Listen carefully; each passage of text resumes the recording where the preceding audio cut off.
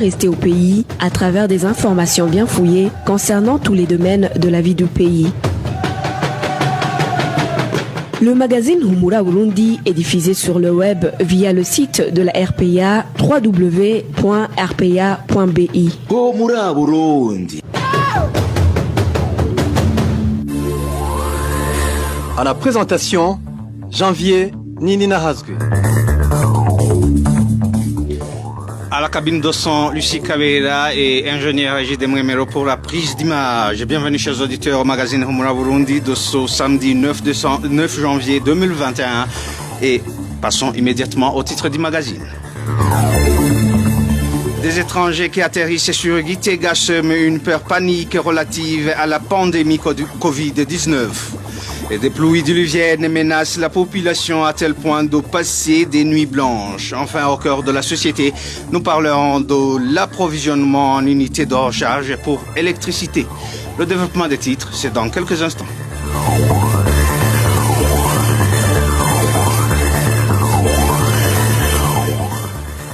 Encore une fois, bienvenue. Les gestes barrières imposés pour prévenir contre la Covid-19 ne sont pas respectés dans les bars et boîtes de nuit se trouvant en mairie de Bujumbura. Constaté par nos sources la nuit dernière, les gens qui refusent de se laver les mains sont parmi les obstacles auxquels font face les agents de services de sécurité dans ces différents endroits.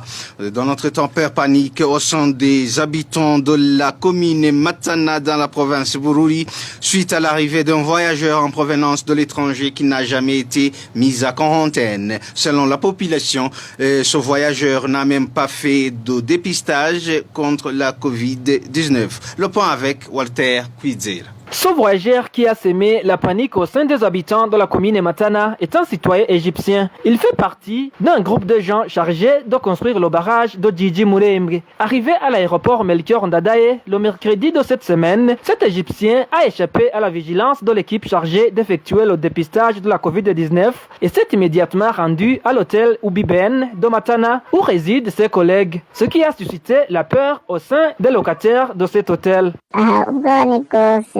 Ici, la peur domine chez les habitants du centre Matana. Cet arabe est venu en provenance de l'Égypte. Il fait partie des ingénieurs du barrage de Djidji Murembe. Il est arrivé dans la nuit de ce mercredi et n'avait pas été mis en quarantaine comme prévu. Il a continué jusqu'à l'hôtel Ubeben.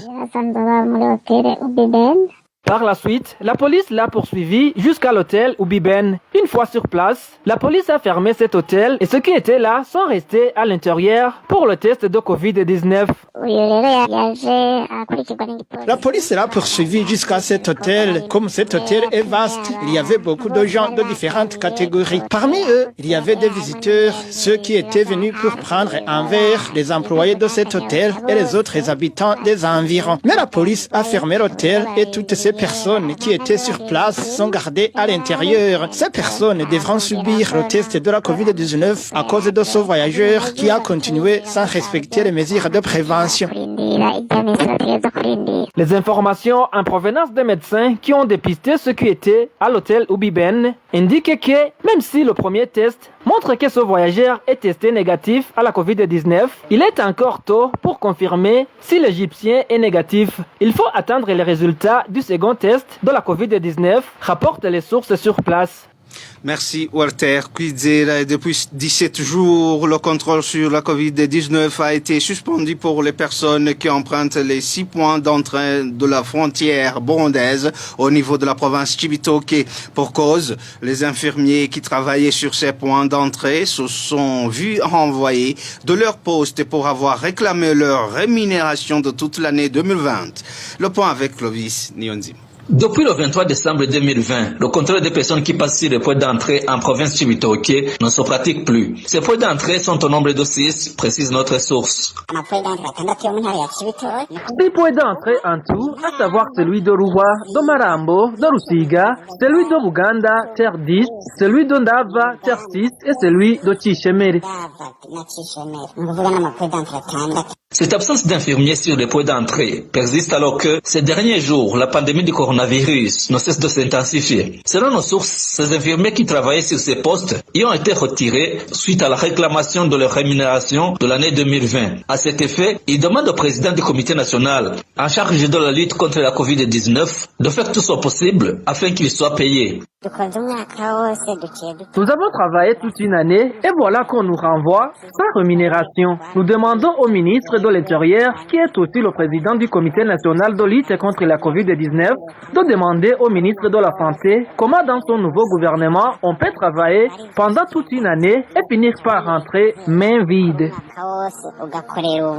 La rédaction de la RPA a contacté Gervais Ndirakobucha, ministre de l'Intérieur, en même temps président du comité national en charge de lutte contre la Covid-19, mais son téléphone portable sonnait sans que personne ne décroche. Merci à Clovis Nyonzima. Et le gouvernement du Burundi vient de renforcer les mesures de lutte contre la pandémie Covid-19.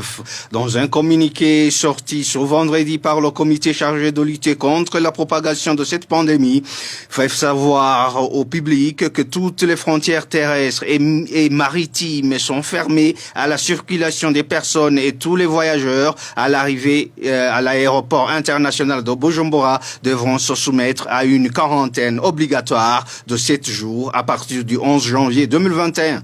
N'est-ce pas, Onésime de Chimagit? Suite à l'augmentation des cas de Covid-19 au Burundi, le comité chargé de lutter contre la propagation et la contamination de cette pandémie vient de renforcer les mesures barrières qui seront mises en application à partir de ce lundi 11 janvier 2021.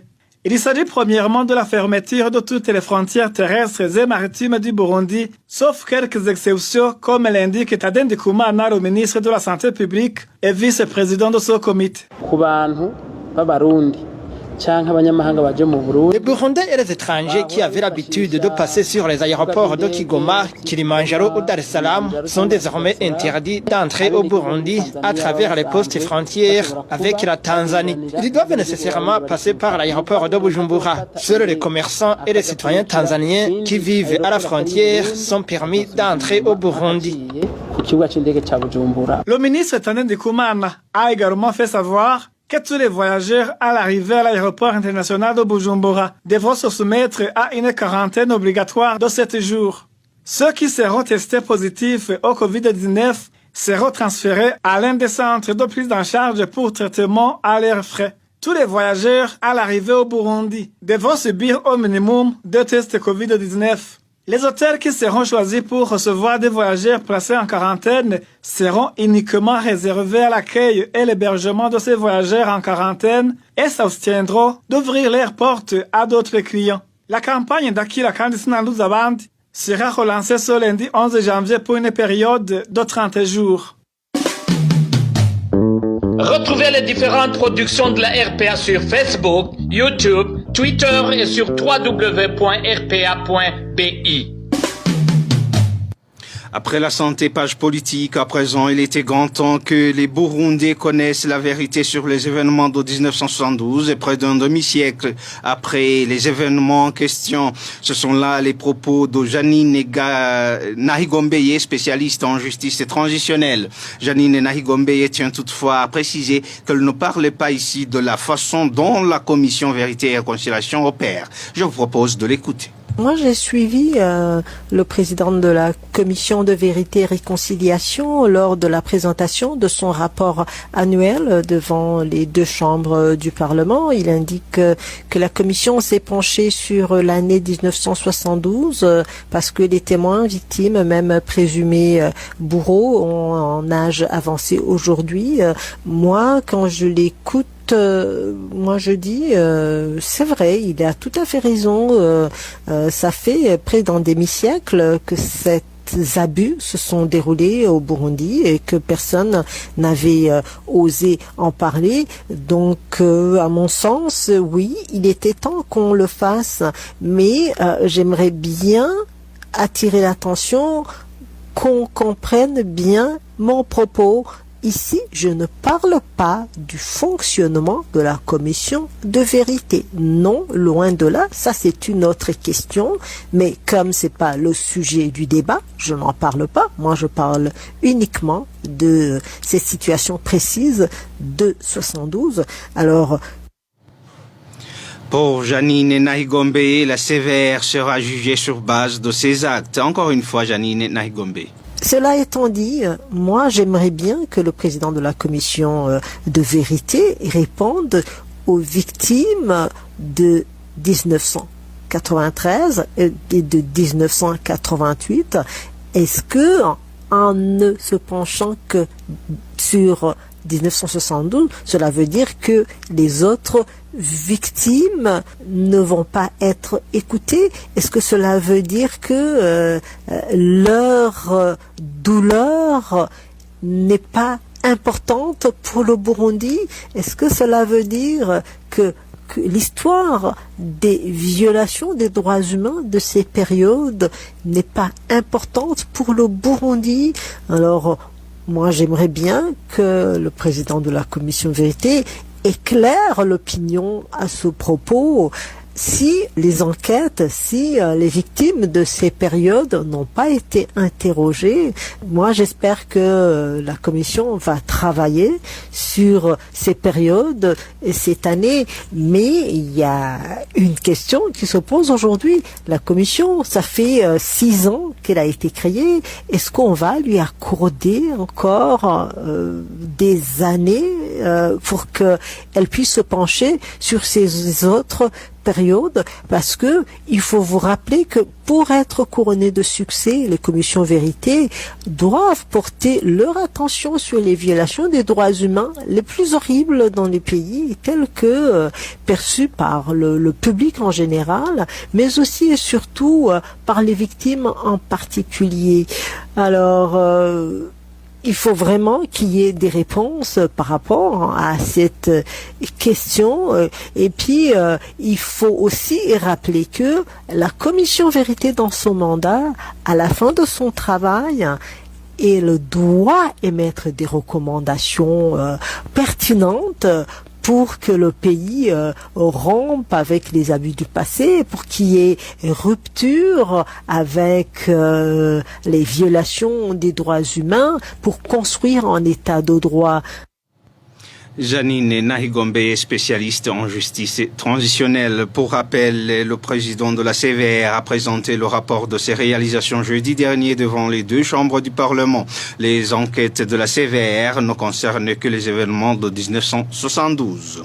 Le gouvernement du Burundi entrave en permanence l'examen de la situation des droits humains par la Commission africaine. Propos de Thierry Nibasame, qui fait savoir que le Burundi a suspendu la transmission des rapports sur la situation depuis 2011 et l'envoi des délégations aux sessions de la commission. Il s'agit du 7e message de la campagne de dissémination de la Charte africaine des droits de l'homme et des droits de l'homme et des peuples lancée par la coalition burundaise de défenseurs des droits de l'homme, CBDDH en sigle. Suivez plutôt Thierry Nibasame, chargé des programmes à la CBDDH. En temps normal, la Commission africaine des droits de l'homme et des peuples tient des sessions ordinaires par an, en mai et en novembre. Néanmoins, le président de la Commission peut convoquer des sessions extraordinaires. La préparation des sessions inclut l'établissement et la publication de l'ordre du jour. Une organisation de la société civile ayant le statut d'observateur a le droit de proposer une question à mettre à l'ordre du jour d'une session ordinaire de la Commission. Cela doit être fait au plus tard 45 jours avant l'ouverture de la session au cours de laquelle ces points doivent être examinés. Les sessions ordinaires se déroulent selon un ordre du jour assez classique. Les sessions de la première semaine sont ouvertes au public et sont consacrées entre autres à l'examen des rapports des États partis à la Charte africaine des droits de l'homme et des peuples. Pour que cet exercice soit possible, il faut que les États transmettent leurs rapports à temps, conformément à l'article 62 de la Charte, ce qui permet aux membres des organisations de la société civile, locale et internationale de faire des rapports alternatifs. Étant donné que le Burundi n'a transmis aucun rapport depuis 2011 et n'envoie plus de délégation aux sessions de la Commission, il n'est pas aisé pour la Commission africaine de procéder à l'examen de la situation des droits humains dans notre pays en bonne et due forme. Thierry Nibassamé indique que la Commission africaine des droits de l'homme reste toutefois informée de l'accentuation des violations des droits humains au Burundi à travers les rapports lui transmis par les organisations de la société civile. Qu'à cela nous tienne, les rapports soumis à la Commission par les organisations de la société civile permettent à la Commission de rester saisie de la précaire situation des droits humains. Les organisations non gouvernementales ayant le statut d'observateur auprès de la Commission africaine ont le droit de participer au débat des séances publiques sans voter. Les sessions ordinaires constituent une excellente occasion pour les organisations de la société civile de faire part aux commissaires de leurs priorités, de communiquer par écrit ou par oral des informations sur la situation des droits humains dans un État parti à la charte africaine et de participer aux séances d'examen des plaintes individuelles. Avant la tenue de chaque session ordinaire, le Centre africain de recherche sur la démocratie et les droits humains organise le forum des ONG. Ce forum est pour la société civile un moment important d'échange d'informations, de discussion et de travail, leur permettant d'élaborer des résolutions et de coordonner les stratégies vis-à-vis des questions et problèmes relatifs aux droits humains à soumettre à la Commission. Les informations relatives à l'inscription pour participer à la session ordinaire de la Commission et au forum des ONG se trouvent sur les sites web respectifs de ces deux organisations. C'était Thierry Nibassamé, chargé des programmes au sein de la CBDDH. Page gouvernance, le directeur de l'enseignement en commune Matana en province Bururi est accusé d'avoir détourné l'argent qui était destiné à l'achat des carnets de correspondance des élèves. Une somme de 900 francs burundais par élève a été collectée par cette autorité au cours du premier trimestre, mais ces carnets n'ont pas été disponibles. C'est un reportage signé Emmanuel Niyungeko. Cet argent qui aurait été détourné est de 900 francs payés par chaque élève au cours du premier trimestre de l'année scolaire 2020-2021. Les parents d'élèves sur différentes écoles fondamentales de la direction communale de l'enseignement à Matana font savoir que la mesure de perception de cette somme a été prise par le responsable de l'enseignement dans cette commune, arguant qu'elle sera utilisée pour l'achat des carnets de correspondance. Pourtant, un des parents dit ne pas comprendre comment le premier trimestre a été clôturé sans recevoir ces carnets. Chaque élève était obligé de payer 900 francs, c'est-à-dire qu'un parent qui a 5 enfants devait payer 4500 francs destinés à l'achat de ces carnets de correspondance. Ces derniers servent de communication entre enseignants et parents pour le suivi du comportement et de l'évolution des enfants. C'est le directeur de l'enseignement qui a ordonné la collecte de cet argent. Nous avons payé, mais nous ne savons pas ce qu'il en a fait. Nous n'avons pas eu ces carnets et voilà, nous sommes déjà au début du deuxième trimestre. Au moment où nous sommes presque au milieu de l'année scolaire, ces parents trouvent que ces carnets ne sont plus utiles et demandent plutôt que la somme payée leur soit remise. Ces carnets devraient être utilisés pendant toute l'année. Alors, comme ils n'ont pas été distribués au cours du premier trimestre, nous voyons qu'il n'est pas nécessaire de les amener au deuxième ou au troisième trimestre. Nous sommes presque au milieu de l'année, alors que ces carnets devraient nous aider dès le début pour voir s'il y a à corriger. Pour nous, les parents, ce serait mieux que l'argent nous soit remis.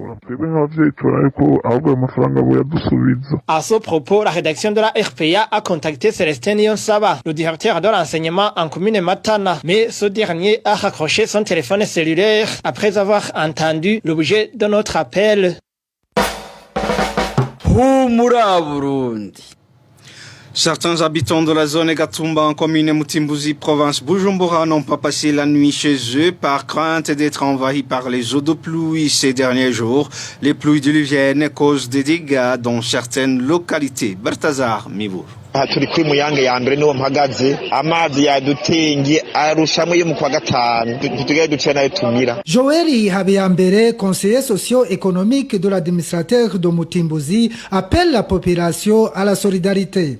Encore une fois, la population de la zone Gatumba s'est réveillée inondée. Ce sont des inondations consécutives aux pluies qui se sont abattues sur Gatumba depuis la nuit de vendredi jusqu'à samedi. Plusieurs familles ont passé une nuit blanche. Il a plu depuis hier soir aux environs de 22 heures jusqu'à l'aube. Maintenant, le ciel est toujours sombre et nuageux. Il est fort probable qu'il pleuve encore. Les gens ne ferment plus l'œil. Ils veillent toute la nuit pour que les maisons ne soient pas envahies par les eaux. Selon les habitants sur place, plusieurs quartiers de la zone Gatumba sont fortement inondés. Ce samedi, la population est en terre au drainage. Les eaux ont envahi les ménages. Les gens sont en train d'essayer de les canaliser. À ce que je vois, ces eaux ne proviennent pas de la Rusizi, car de ce côté-là, la rivière semble calme.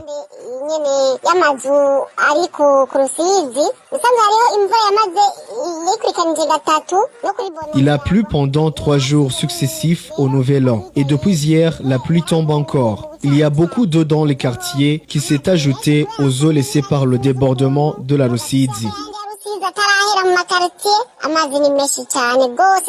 Pour rappel, la grande majorité de la population de la zone Gatumba commençait à se construire des maisons dans leur parcelle après plus de 7 mois qu'elles viennent de passer dans le site de déplacer des inondations de l'année dernière.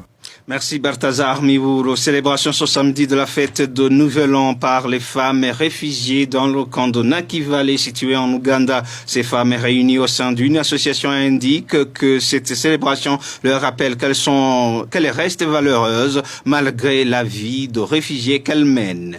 Éloge divin Remesha nous en dit plus.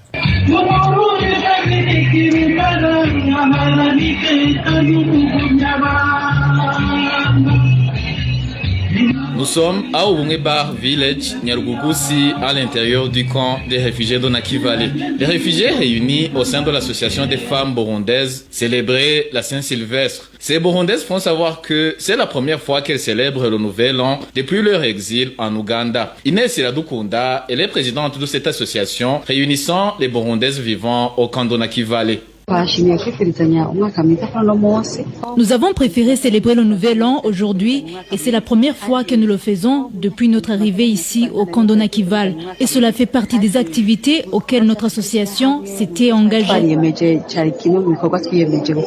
Ces femmes font savoir que leur association a organisé cette fête à base des contributions des membres. Et ces femmes d'indiquer également que cette célébration est très significative. C'est pour retrouver notre honneur. Aussi, cette célébration nous remonte le moral et nous rappelle que nous sommes des êtres vivants. Personne ne nous a aidés dans la préparation de cette fête. Nous avons utilisé nos propres moyens. Ces réfugiés burundaises du camp de Nakivale témoignent avoir constaté l'importance de se réunir dans une association. Ensemble, dans une ambiance de joie, ils ont partagé la nourriture et des boissons. La culture de leur pays d'origine était également à l'ordre du jour.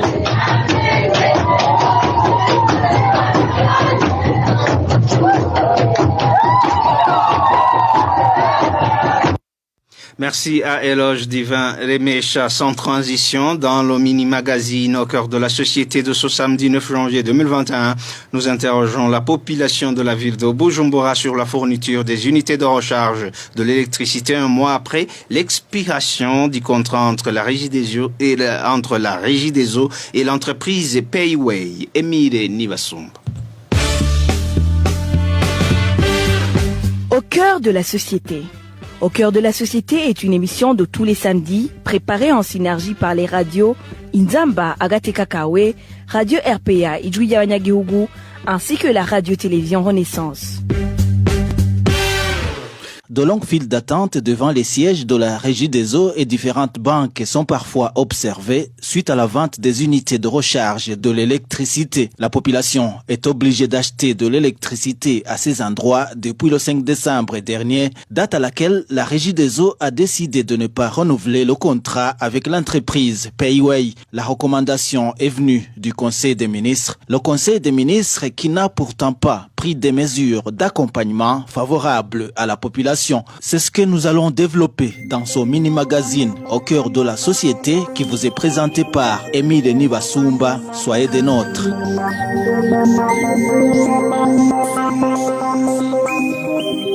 Payway Burundi, c'est une entreprise spécialisée dans le domaine de paiement électronique de différents services.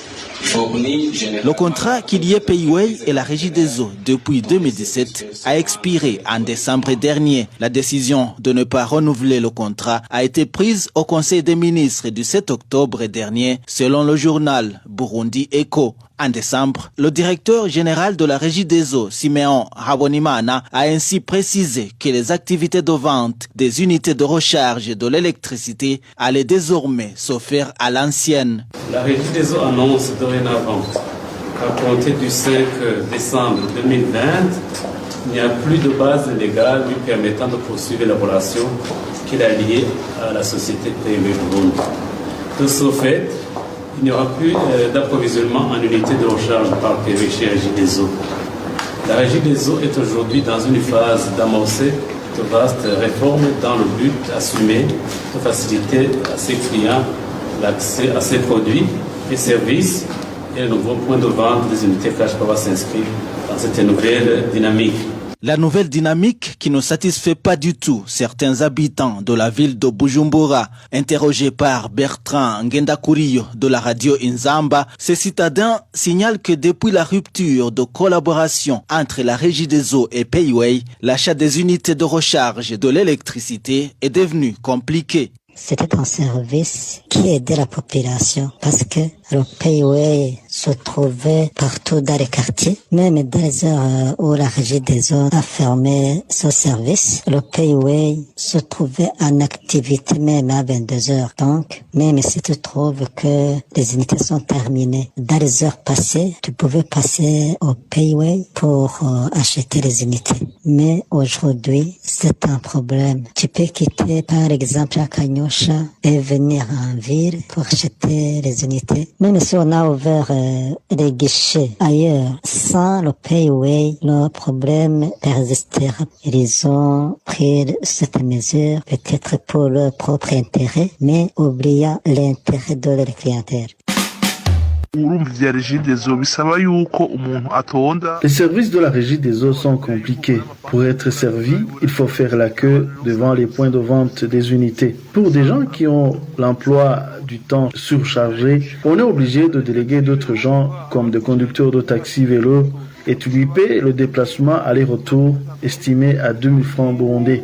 L'entreprise devrait viser à améliorer et non compliquer la vie des consommateurs. On déplore beaucoup que la Régie des eaux ait arrêté le contrat qu'ils avaient avec le Payway, puisque avant on achetait les unités tout près de nous, mais aujourd'hui on va au centre-ville ou dans les autres centres. Mais je vous assure que c'est pas du tout facile. Les unités pendant la nuit, alors qu'aujourd'hui, si on n'a plus d'unités, on est obligé d'attendre le jour pour aller acheter d'autres unités.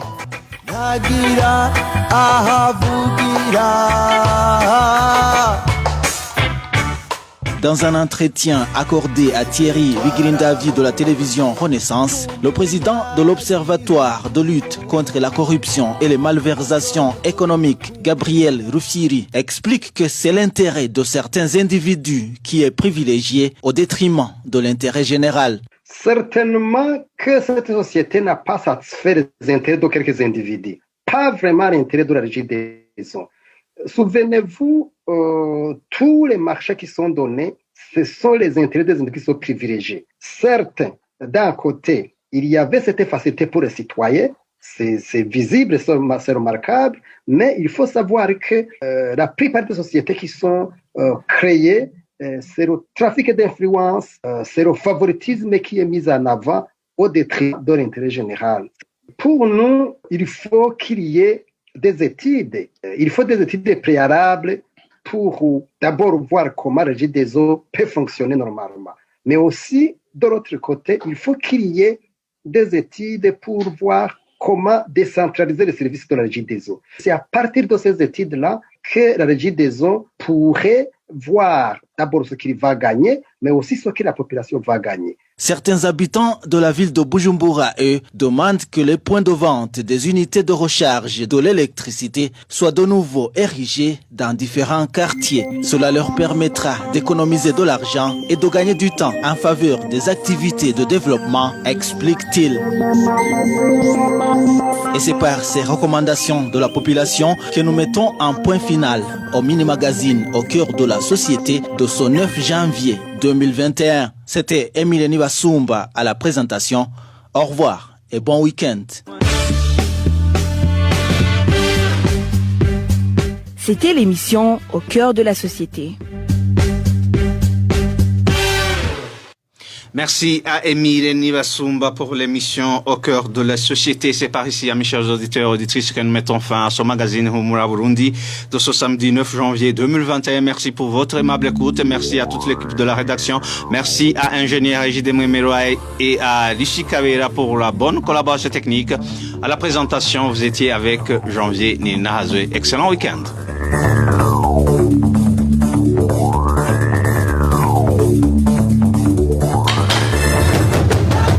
C'était le magazine Humura Burundi. Un magazine campant pour relier les Burundais en exil, et ce toujours au pays, à travers une information de qualité.